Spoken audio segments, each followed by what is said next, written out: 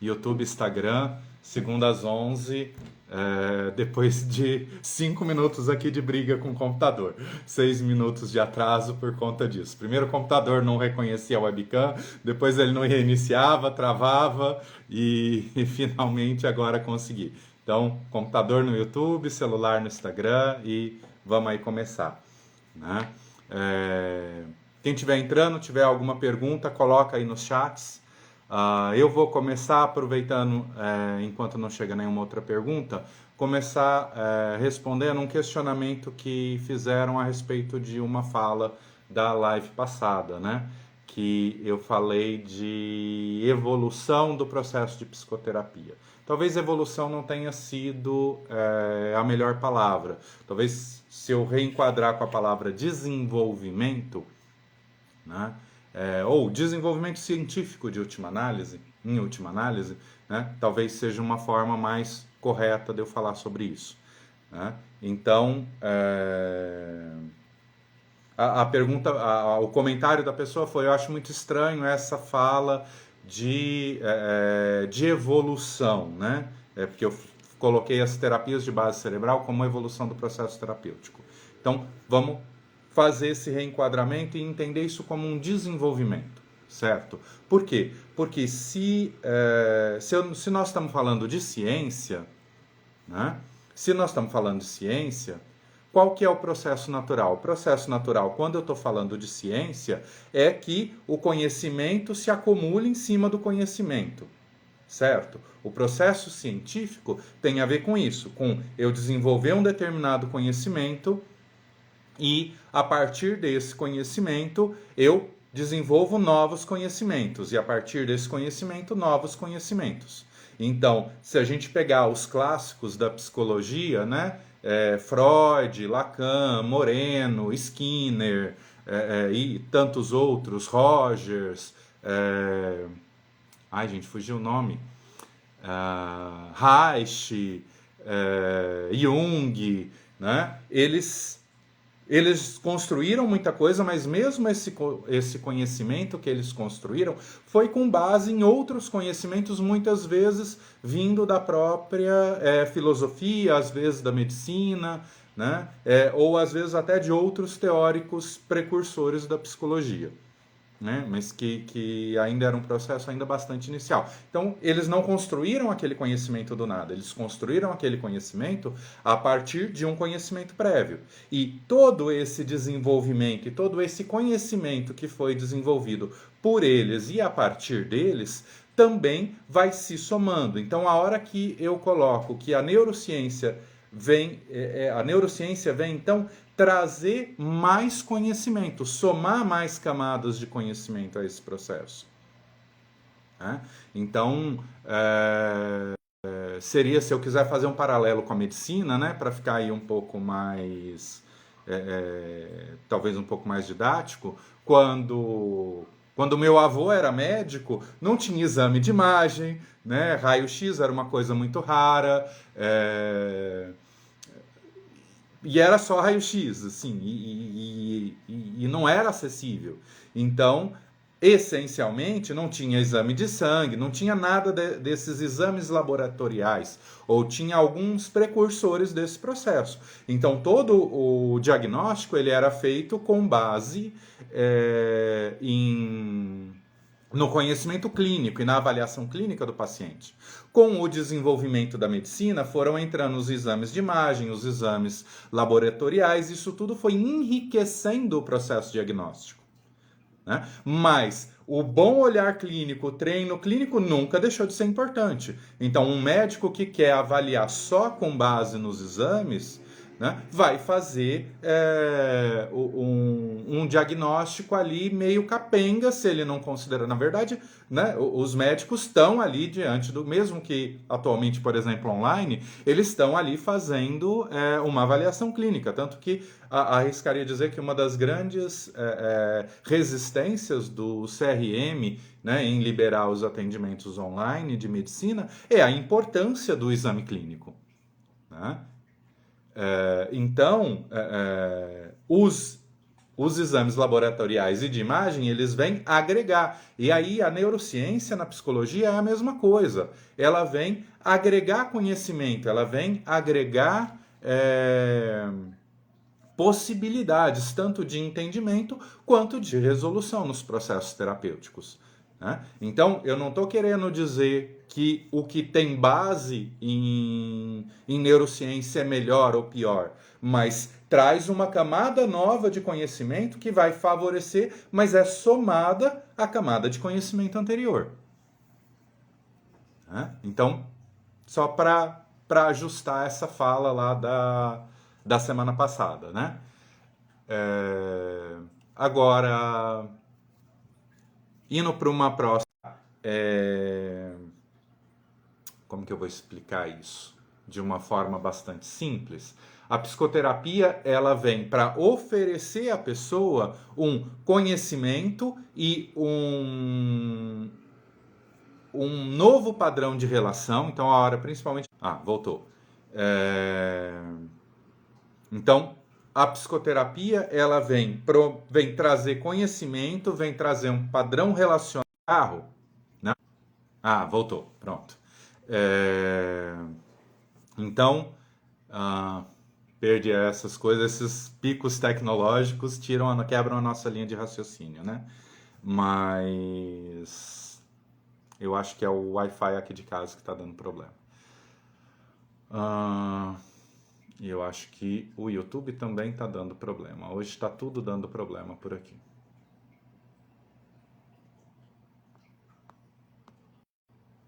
Vamos tentar aqui. O YouTube está desconectado.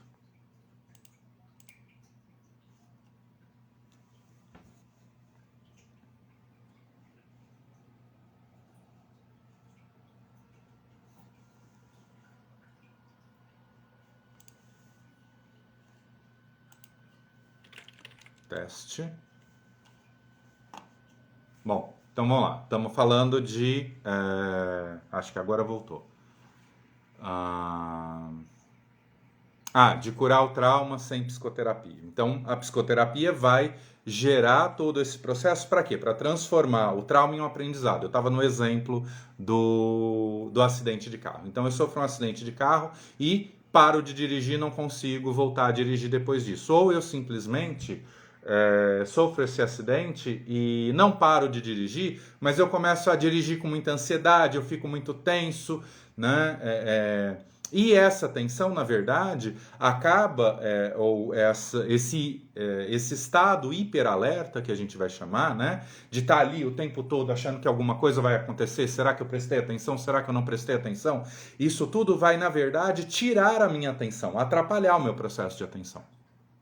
Né?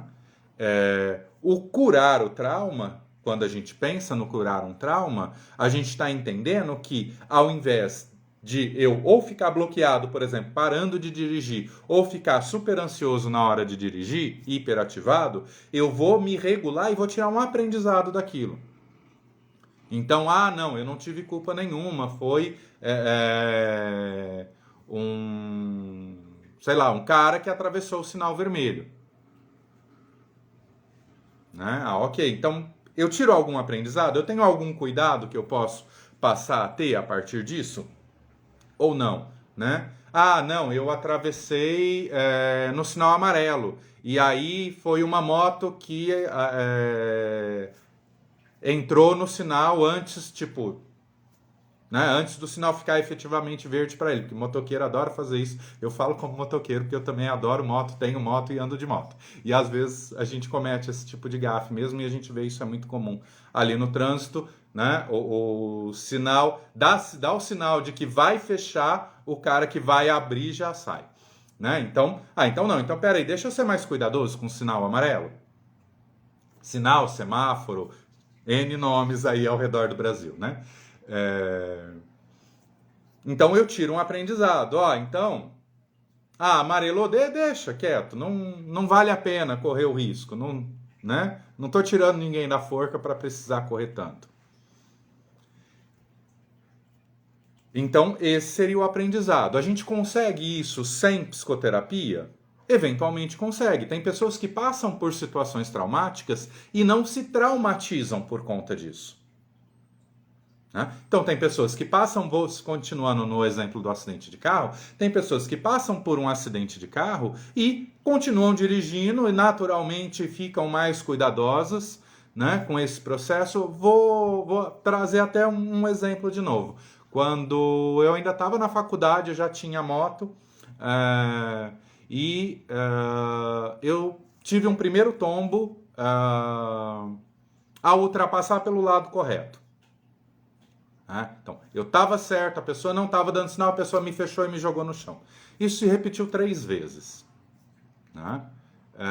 Todos os acidentes tranquilos, de baixa velocidade e tal. Eu virei, tipo, tem um padrão aí. O que eu não aprendi com isso?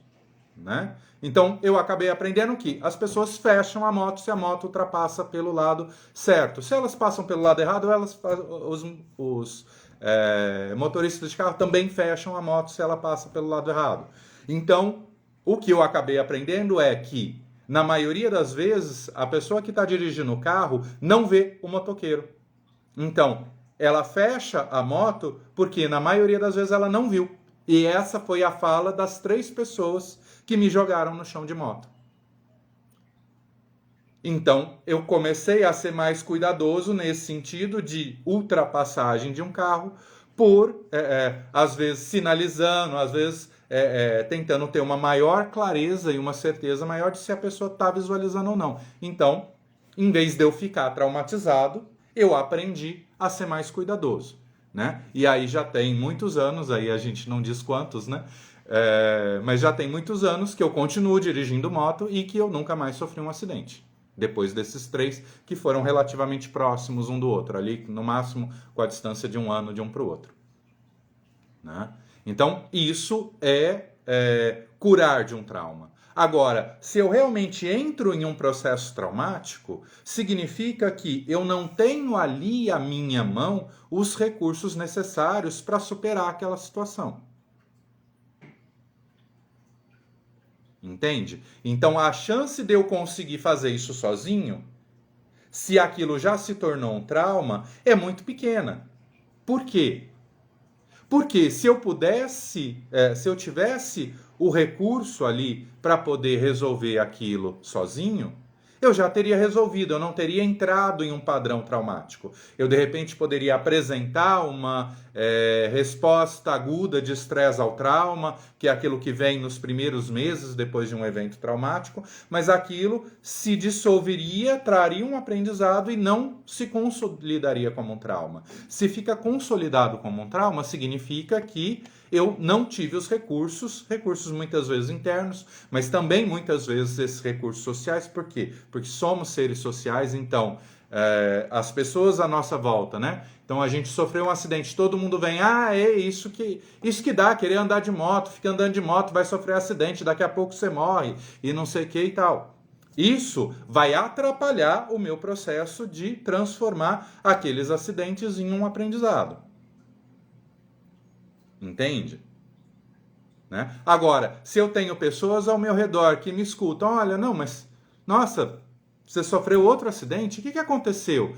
Será que... E a pessoa, por exemplo, me ajuda a questionar, me ajuda a olhar para a situação de uma forma sem buscar culpados, sem buscar justificativas, mas querendo entender o que poderia ser feito para melhorar a situação? Então, esse é um contexto social que vai me ajudar a superar um trauma.